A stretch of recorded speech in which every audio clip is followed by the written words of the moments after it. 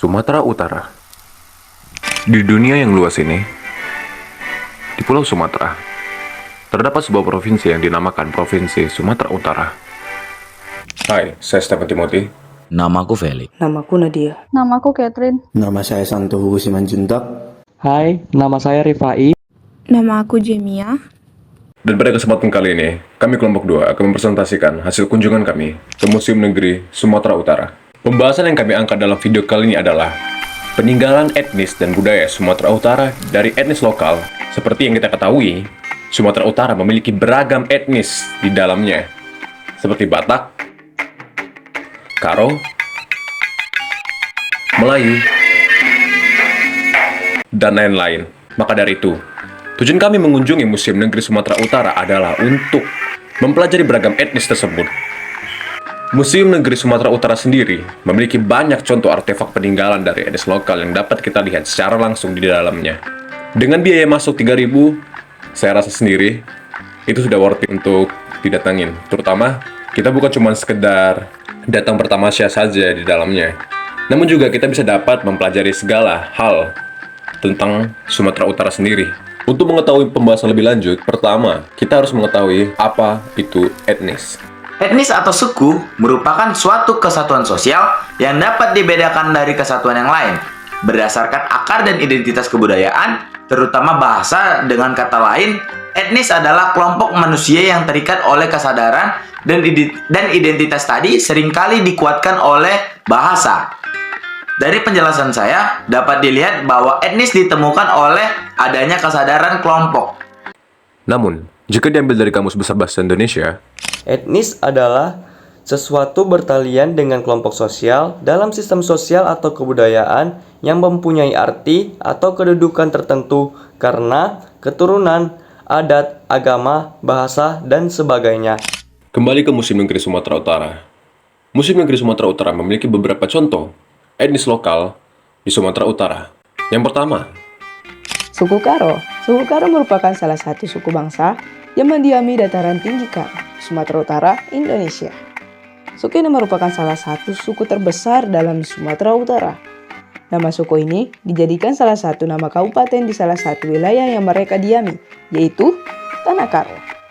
Suku ini memiliki bahasa sendiri yang dikatakan bahasa Karo atau cakap Karo. Upacara adat yang ada pada suku Karo yaitu Erdemo Bayu, yang merupakan suatu pesta perkawinan atau suatu upacara yang melibatkan banyak orang, baik dari pihak pengantin pria, pihak pengantin wanita, kalam bubuh, anak baru, dan sembuya. Untuk suku yang kedua, yaitu suku Mandailing.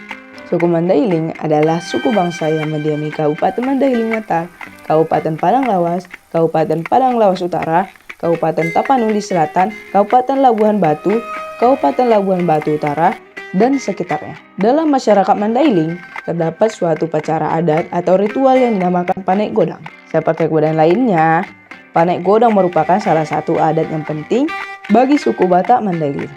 Adapun baju adat pada Mandailing sama dengan Batak Toba menggunakan ulos.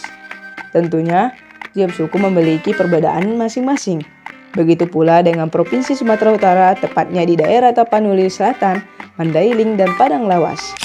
kembali ke Museum Negeri Sumatera Utara, kita akan mengulik, membahas tentang peninggalan-peninggalan etnis lokal pada masanya. Yang pertama yaitu Sahan.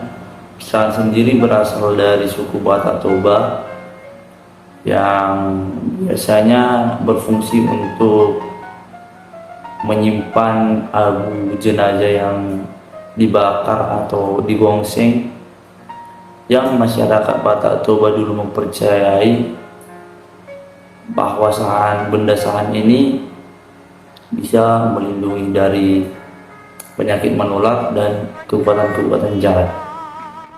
Yang kedua adalah pagar jabu. Pagar jabu sendiri terbuat dari tanduk yang digunakan untuk menyimpan ramuan, yang masyarakat dulu mempercayai bahwa benda ini dapat melindungi rumah dari kekuatan magis. Yang ketiga adalah mejan.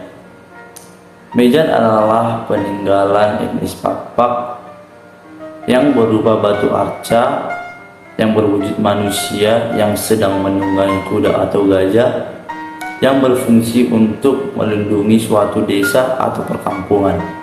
Yang keempat adalah pustaka laklak. Peninggalan ini berbentuk naskah yang terbuat dari kayu yang berlipat-lipat. Biasanya isinya ditulis oleh para datu atau guru. Oleh karena itu isinya biasanya tentang perdukunan, ramuan, obat-obatan, dan lain-lain. Yang kelima adalah replika arca Gajah Simaviala. Peninggalan ini berbentuk arca yang berwujud seperti kepala dan belalai gajah yang berfungsi sebagai simbol Talohama di agama Buddha. 6. Rumah tradisional Batak Toba. Rumah tradisional Batak Toba dibangun dengan menggunakan sistem pasak atau tidak memakai paku. Rumah tradisional Batak Toba berbentuk panggung dengan dinding yang terbuat dari kayu dan atap yang terbuat dari ijuk dengan berbentuk melengkung seperti kapal. 7. Rumah tradisional Batak Simalungun atau yang lebih dikenal dengan Rumah Bolon. Rumah Bolon merupakan salah satu rumah tradisional Simalungun yang masih tersisa. Bangunan ini biasanya berkolong dan atapnya terbuat dari ijuk serta dibangun dengan sistem pasak. 8. Rumah tradisional Batak Mandailing atau Bagas Gondang. Bagas Gondang berbentuk segi empat dengan 4 penghubung atau tutup ari. Rumah ini berkolong, namun bagian bawahnya ditutupi dinding kayu. Bentuk segi empat dengan atap terbuat dari ijuk, namun sekarang sudah diganti dengan seng. 9. Rumah tradisional adat Batak Pakpak. Rumah tradisional Pakpak biasanya berkolong dengan atap terbuat dari ijuk yang berbentuk melengkung ke atas. Rumah Pakpak terdiri dari banyak jenis, diantaranya rumah jojong, rumah tanpa jojong, rumah biasa, rumah bale, dan lagi. Dan masing-masing banyak lagi yang bisa kita pelajari di museum ini. Namun untuk kelompok kami sendiri, itulah beberapa contoh yang bisa kami berikan kepada kalian semua. Kesimpulannya, dari kunjungan yang telah kami lakukan, kami mendapatkan banyak pengetahuan mulai dari sejarah Sumatera Utara, sejarah Museum Negeri Sumatera Utara, peninggalan etnis, sejarah etnis, sejarah Indonesia, dan masih banyak lagi. Dan untuk saya pribadi, saya sangat menyarankan untuk anak muda zaman sekarang, di masa ini, di masa teknologi, yang segala serba canggih, namun tidak mengetahui sejarah apapun tentang Sumatera Utara, untuk mengunjungi Museum Sumatera Utara. Sekian dari kelompok kami, terima kasih.